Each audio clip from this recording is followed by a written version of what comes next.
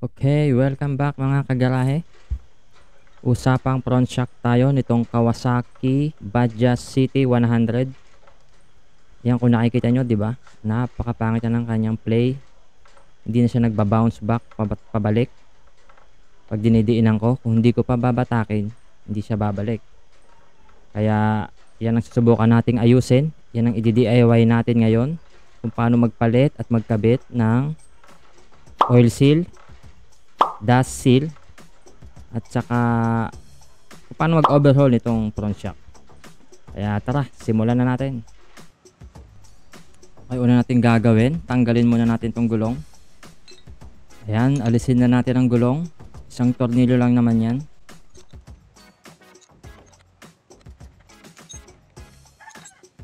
Pero syempre, bago natin tanggalin yan, lagyan natin ng tukod dito sa ilalim ng makina para safety tayo na hindi mabubuwal ang motor pag tinanggalan natin ang gulong at ang front shock.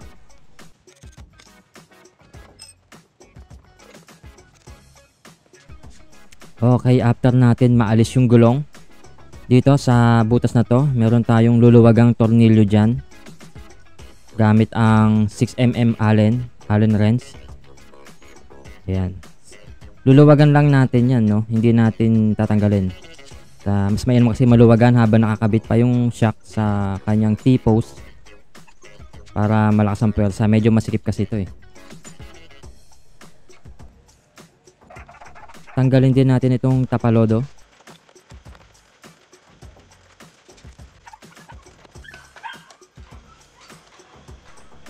Tapos nun, pwede na natin tanggalin itong tornilyo na to, itong dalawang tornilyo na to.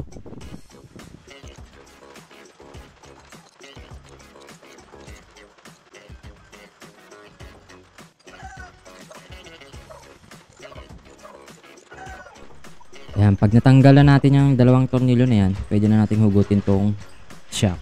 Ganon din ang procedure sa kabilang shock, pareho lang, walang pagkakaiba. Okay, ngayon naman i-disassemble natin itong front shock. Sa una, tanggalin natin itong tornilyo na nagko-connect dito sa outer tube at inner tube.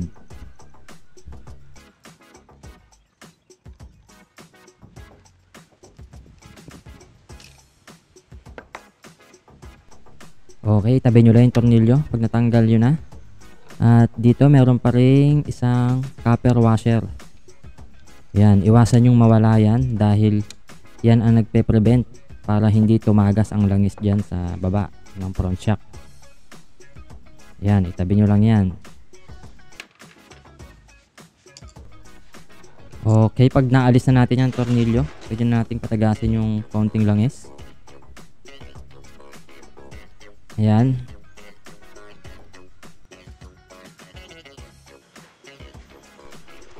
Ayan, pag patagas na natin ang mga natirang konting langis sa loob ng shock, pwede na nating paghiwalayin ang outer tube at inner tube. Babatakin lang natin yan palabas para matanggal. Ayan, teka, iwan yung takip ng damper rod sa loob. Ito yung takip sa damper rod. Ayan, dito yan nakalagay.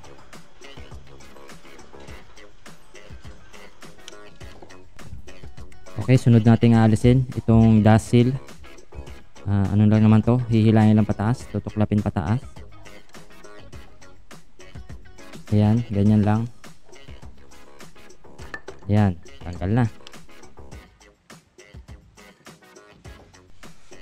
Okay, sunod nating aalisin ay itong snap ring. Yan yung snap ring, yung kung nakikita nyo yan parang alambre na yan.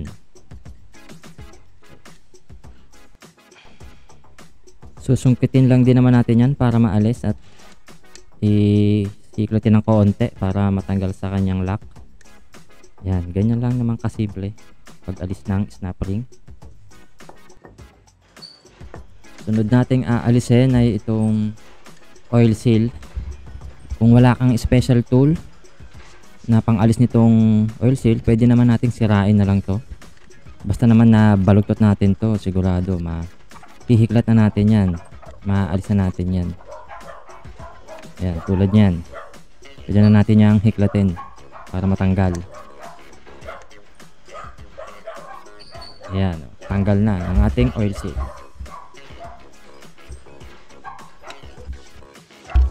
Okay, dito naman tayo sa inner tube para maalis natin tong damper at spring sa loob.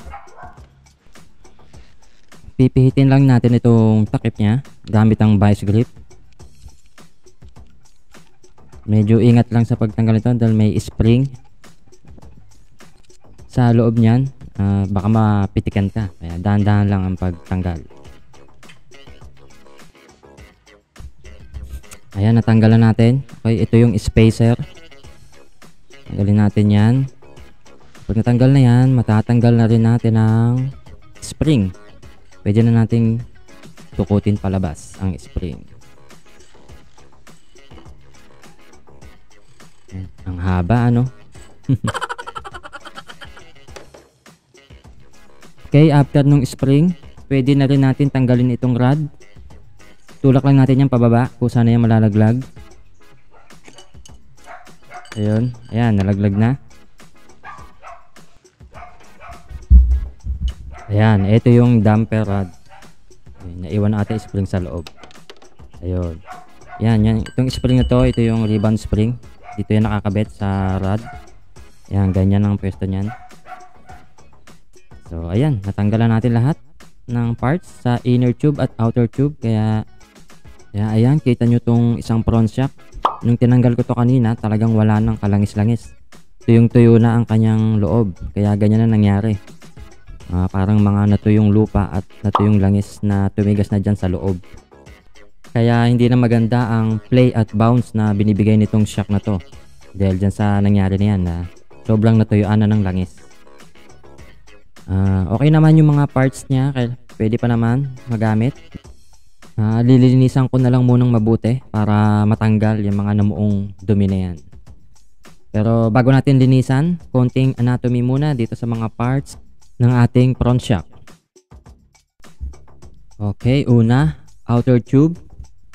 At dyan sa outer tube nakakabit ang oil seal. Sumunod ay snap ring. Next ay dust seal. Yan naman nakapaloob sa outer tube. Dito naman sa inner tube, yan ang inner tube. Nandyan ang spring. Nandyan din ang damper rod. Pati ang rebound spring. At syempre ang last ay ang spacer. Ayan ang mga parts ng ating front shock. Take note nyo na lang yan mga kagarahe for your reference. Okay, ngayon linisin na natin lahat ng mga parts.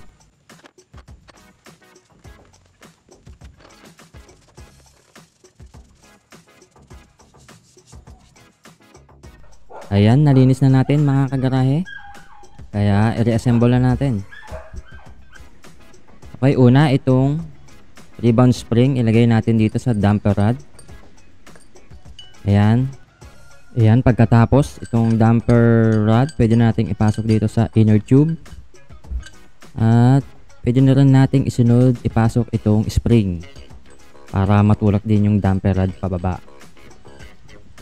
Yan, medyo sumasabit yan. Dapat sundutin natin dito sa dulo, yung butas dito. Medyo itapat natin yung damper rod para lumusot. Sundut-sundutin lang. Yan. Yan, sumasok na. Okay, sunod naman nating ilalagay ay itong spacer. Yan. Pasok lang natin yan dito sa loob. Pagkatapos nyan, pwede na nating takpan. Kung pagtatakpan nyo, medyo diinan nyo, no? Dahil may spring. Kung pwede, idiin nyo sa semento para pag pinihit nyo, kumagat yung thread. At pagkatapos nyan, higpitan din natin ang vice grip para siguradong walang kawala. Okay, ayan. Okay, next naman, ilagay natin itong parang takip dito sa damper rod. Yan, dyan lang naman yan nakalagay. Suksok nyo lang. Okay, sunod na ilalagay na natin itong oil seal. Ayan. So, lagyan muna natin ng langis, no? Bago kayo magpasok ng mga ganyan para medyo madulas ipasok. Hindi masira. Hindi masyado magasgas. Ayan. So, diinan lang muna para pumasok ng bahagya. And then, pagkatapos, pupuk-pupukin lang ng dahan-dahan para medyo pumantay ang pagkakabaon niya. Ayan. At pag pumantay na, at pag nakapasok na ng kaunti, gumamit kayo ng panumbok. Sa akin, ang ginamit ko, itong bala ng ratchet. Kung gagamit kayo ng panumbok, dapat yung halos kapantay ng bilog ng inyong oil seal para hindi masira ang oil seal.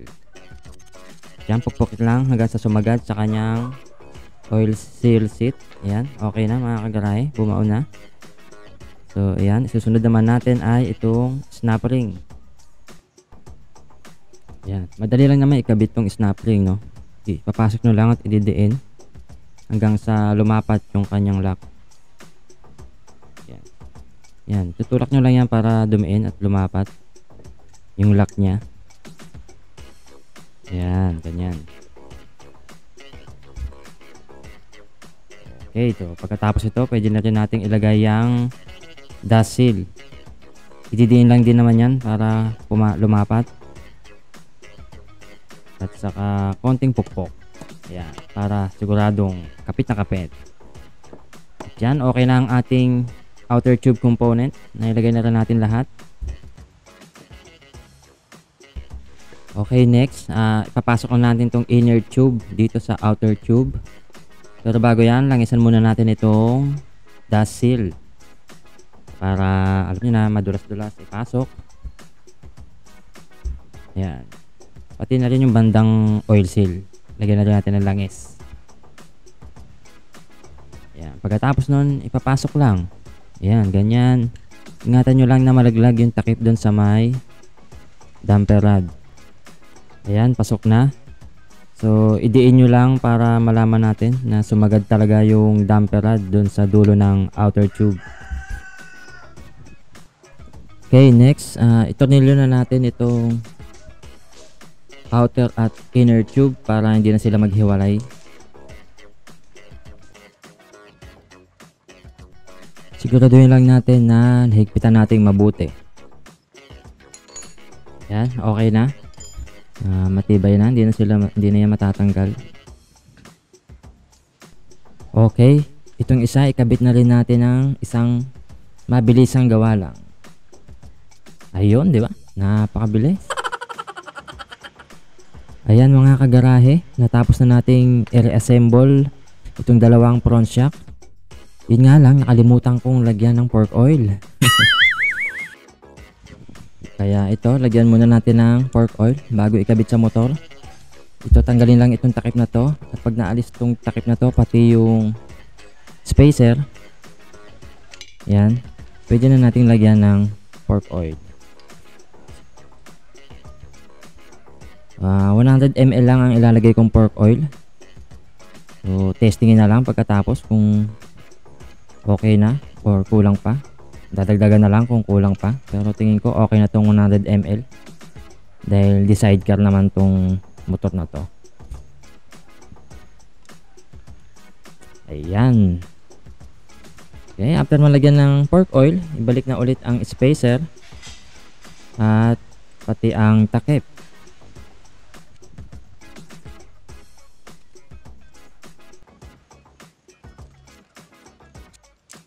Okay, ayan. Okay na mga kagarahe. Higpitan lang mabuti at ikabit na natin sa ating motor. So, ayun nga mga kagarahe, no? May ipapayo ko lang sa inyo. Kung yung mga front shock ng motor nyo, makita nyo na meron ng tumatagas na langis, i-maintenance nyo na agad. Palitan nyo na agad ng oil seal. Mura lang naman yun. At madali ring palitan. Kita-kita nyo naman dito sa video na madali lang. Kesa naman sa umabot pa sa tuluyang masira yung inyong front shock, mapapamahal pa kayo kung bibili kayo ng bagong front shock. Kaya kung may makikita kayong tagas, palitan nyo na agad ang inyong oil seal. Okay, ayan, naikabit na natin ang lahat ng dapat ibalik. Kaya, testingin na natin.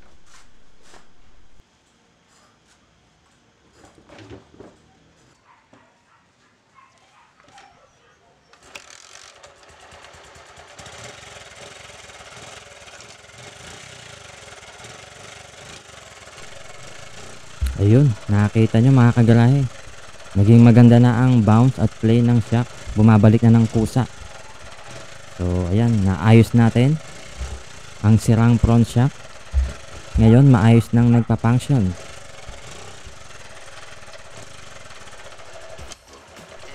Kaya kung gusto mo pa ng mga DIY tutorial video, pindutin mo na ang subscribe at notification bell.